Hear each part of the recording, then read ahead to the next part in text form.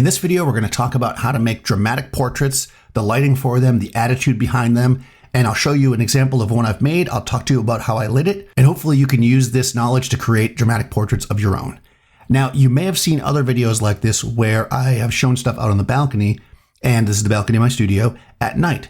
What makes this one a little bit different, if you notice, is the building lights can be seen.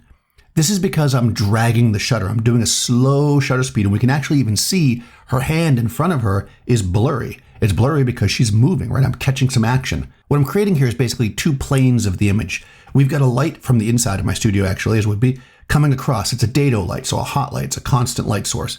This helps a lot because as I'm looking at the scene, I can dial the dimmer on the light to match it to where I wanted it to be.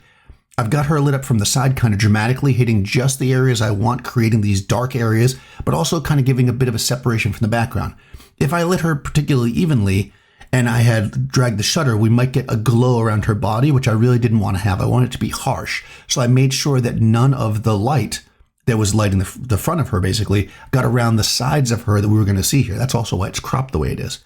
So we have this nice hard light coming across, giving her this three-dimensionality where she pops forward and the cigarette really stands out, right? But we also have this like nice color in the background, these greens that contrast the purple. We have the warms that kind of match up with her hair.